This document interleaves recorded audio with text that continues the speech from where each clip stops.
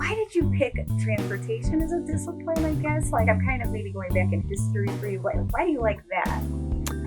When I started as a freshman in college, I actually signed up for aerospace engineering, but really only because I just liked planes, but a lot of people like planes, and I said, okay, that sounds interesting. And then I learned about civil engineering as a field and realized that it's the oldest form of engineering and is very focused on the community and serving the public. So it has a very strong public interest to it. Civic engineering, essentially. And then started to learn the subdisciplines of civil engineering and found transportation to just be kind of fascinating because it's dynamic, it's the movement of people and goods across a city, a state, a nation, infrastructure issues. And I think that transportation in particular can help to balance equity in our communities because everybody needs transportation. They need access to good transportation. Some can't afford regular car travel, for instance. So balancing the needs of users and the services that a community can offer, I think can play an important role in developing more equitable communities. And I find that really interesting and I get kind of passionate about it. Being an engineer in the traditional sense means applying well-known methods of analysis or calculations, etc., to a given problem. And I think we do that well. We have a good history of being solid engineers. But engineering quality of life goes beyond that and recognizes the needs of people and how to incorporate those needs into our engineering and design analysis.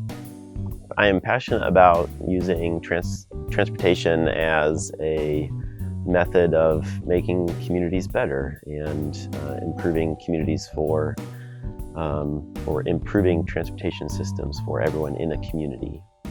And traditionally, transportation has been designed just as get products or people from point A to point B. But if we look at it more holistically or in more creative ways, I think transportation can serve a broader audience within the community. So road diets can do that in particular because they look at traditional streets and say, well, how could we better allocate the space in this street? Are we giving too much space or priority to automobiles and vehicles and truck traffic? Could we transform that a little bit and give more priority to pedestrians, to active transportation users, so people using transit, people on bikes, things like that. So I think road diets can be a great tool for transforming communities in that sense, and that's why I'm excited about them or passionate about them. Communities may identify a street or a couple of roadways or corridors where traffic is really heavy or speeds are really high.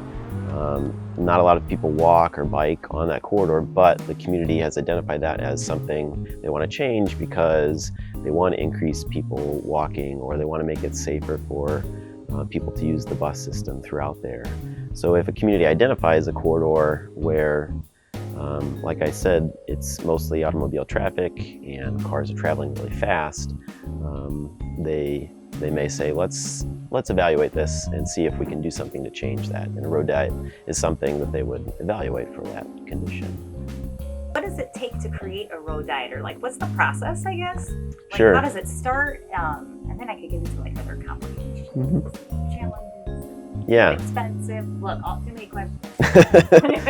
Yeah, the first part is understanding what the community wants. So what we just talked about. Does the community want to reevaluate this corridor? And if they do, okay, what are the goals of the community for this corridor? So does the community want to try and increase economic growth and maybe some commercial development along a specific corridor?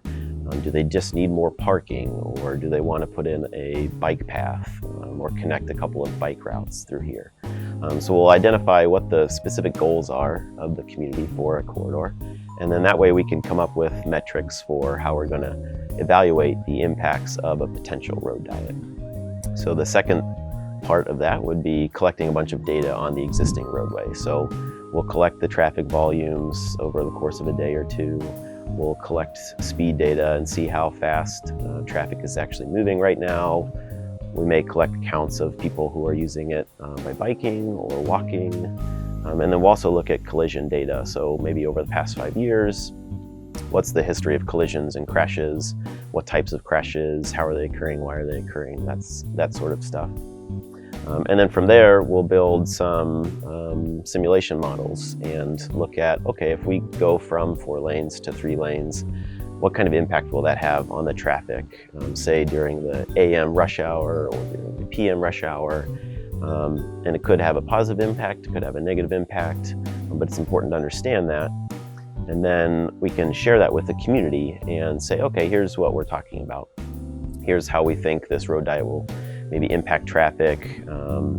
Here are some statistics on how a road diet could increase safety, reduce crashes and collisions, that sort of data, and then give the public and the community or the stakeholders the opportunity to say, yeah, I think those impacts for the most part are positive, or no, this is going to be too much for us. We can't handle that type of impact to traffic. Those sort of responses will be important for the community. Something I think that's really interesting is sometimes it just requires paint.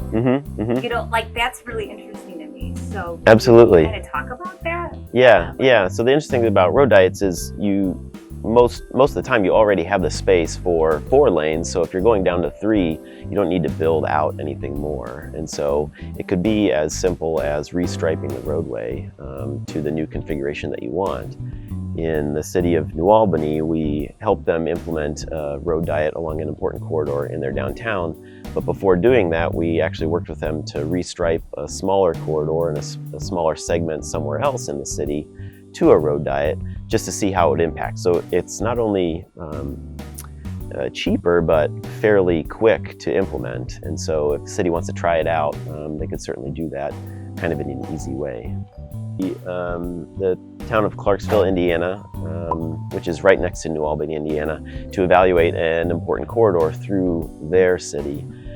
It's called Brown's Station Way, is the name of the road, and it operates kind of like a 4-lane divided highway, and so they have an issue with speeding and a fairly high number of crashes and collisions on this corridor.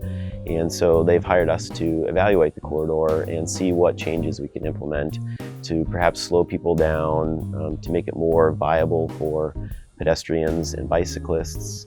The town is hoping to put in a really large city park nearby, and so they want to see what the impacts of that would be on the corridor. And so one of the things we're considering, of course, is a road diet, and considering taking it to 1 lane each direction, maybe slowing traffic down, adding multi-use path on one or both sides of the road. So we're working through them with that process right now. Anything else? You're a very good interviewee. I kind of feel like we are on NPR. I'm like, so. I know, exactly.